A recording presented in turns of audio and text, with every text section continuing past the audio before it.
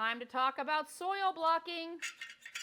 We're going to use these contraptions to make blocks, technically not soil, but blocks of a high fiber seed starting mix. And that fiber, when it gets wet, is going to hold its shape in the form of these blocks. The advantage of this is many-fold. The upside, number one, I don't need to scrub and reuse containers every year, especially for those of us that are trying to go a little more plastic-free. Then I don't have as much plastic because the seed mixture itself is what's holding itself together. It's actually better for us to grow them in the blocks because when it hits the edge of the block, there's nothing hard here that's going to direct that root to grow and curl. The air on the edge of the block is just going to stop the root from growing. We call it air pruning. So the roots are just going to then grow down instead of circling and going around. So we get healthier roots this way. We use less materials, less supplies, less things to sanitize and clean every year. Now what we generally do is when you buy soil blockers, that's these things. I'm going to show you how to use them in a minute. But you get the smaller one, 3/4 inch, and then this one, which is about, I think, a 2-inch block. They come together in a kit. And what happens is we start with the small ones because remember, the least amount of growing medium, this mix that we're growing it in, the least amount of growing medium that we have to keep wet, the better. Diseases happen when we have big containers with one little seed we're trying to keep consistently damp. It's a lot easier to manage moisture control in a small block like this than it is in a container. And so what we do is we start one seed in each of these little blocks.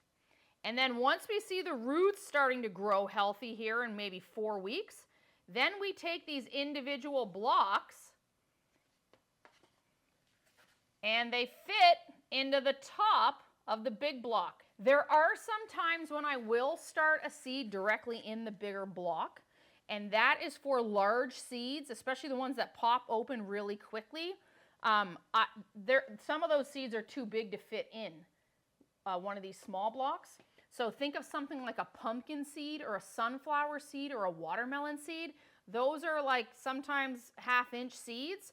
And I want to be able to push it down and make sure there's enough soil all the way around it to keep the seed moist.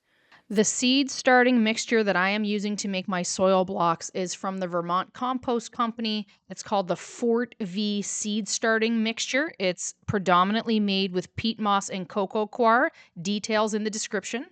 Johnny'sSeeds.com also sells a 5-1-2 mix for soil blocking. Many people have had great success with this product as well. Many people also make their own soil blocking mixture. I will put a link in the description below to Penn State Extension's Master Gardener recipe that they use. I also have a link in the description to where you can buy the soil blocking molds. This one is peat moss, cocoa coir. Yours might have compost. That organic material absorbs water, which is awesome. That's why we use it so much. We want these seedlings to stay consistently moist or else they won't germinate. So if we're trying to keep things moist, having a lot of organic matter is what we want.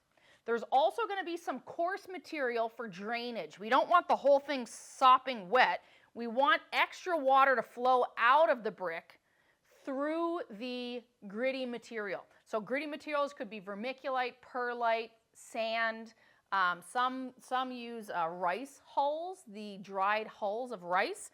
So whatever your mixture is, the organic material like cocoa coir and peat moss, they also become hydrophobic, which means when they are fully dried out, they repel water, and it takes a little while for them to fully absorb water again. All right, so we want to hold the bar, okay? This bar here remains stable. The handle has a spring on it. This only gets pressed down when we want to push the soil block out. Okay, so when we're making the soil block, we want to go back and forth and press. So you're going to need a sizable amount of soil in here to press against and really wiggle it back and forth.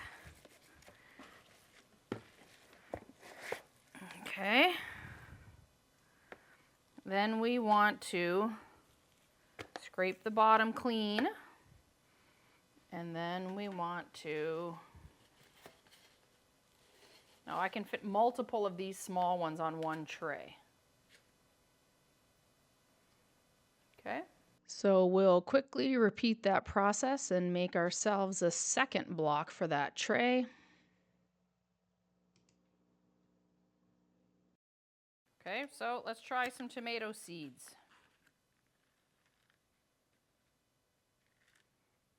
Okay, I like to use a toothpick. And then put another seed in.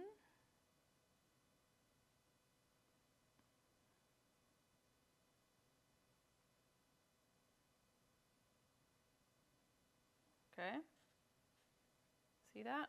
Now I use the toothpick to just push it down and cover. Push it down and cover. Push it down and cover. Push it down and cover. All right? And you want to do the big block. You need to do the same thing. Make sure you have a good amount of pre-moistened mix in there because the larger blocks certainly take up a lot more mix.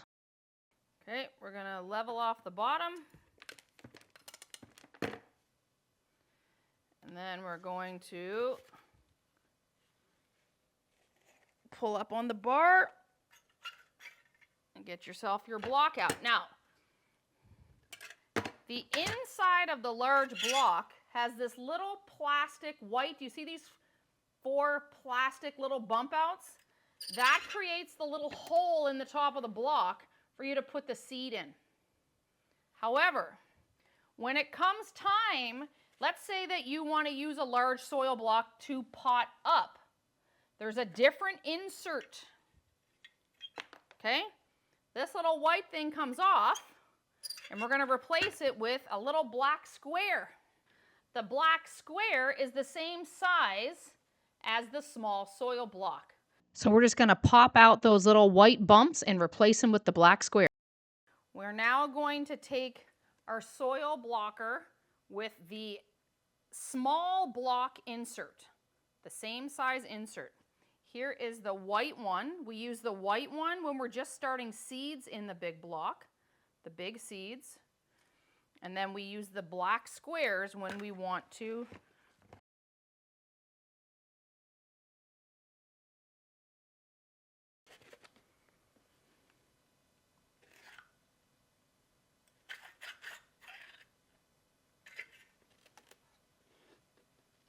Okay, so just to show you, this is the round, smaller. I can just fit my pinky finger in the top. Okay, these are the ones that have the white seed starting insert, compared to these, which I could fit my thumb and then some inside. Okay, this is for potting up. So eventually, if we had a little seedling in here, we would just press that right in and we just potted it up. Very, very easy. Okay, these little blocks fit right inside of the big block. So your potting up process is much easier too. Right? We're going to keep an eye on those. Don't forget to label. Now, I'm trying 2 different mixes to see whether or not I can use the compost-based seed starting mix to make my blocks. It worked. We'll see how they hold up long term. And then this one is the peat-based Vermont Compost Company Fort V mix. So we're going to do a little side-by-side comparison here. And don't forget to label. The other big benefit to growing in soil blocks is airflow. The soil itself has no container to trap air in, so we've got good airflow in here. That's going to help prevent disease. And I really like these trays because they're maybe a 1/2 inch high on the sides. Okay, so it's just enough for me to bottom water. Remember, we're going to water this. Let me get a watering can. We're going to water this from the bottom.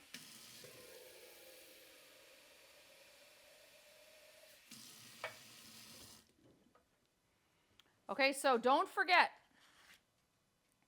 The best way to keep fungus gnats from laying their eggs in your soil is to water from the bottom up. So we need just enough of a lip on the edge of our trays that they hold water, but not so high that they're impeding airflow. All right, and when we water, we're going to water from the bottom.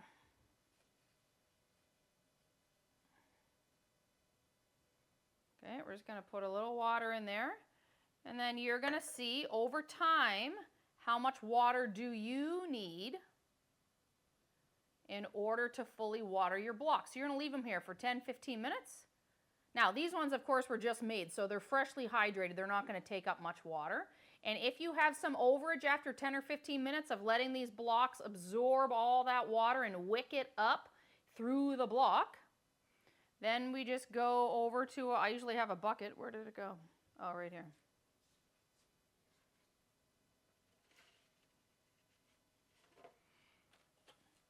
Okay, so I water with a bucket, and if there's any extra, I just pour it off.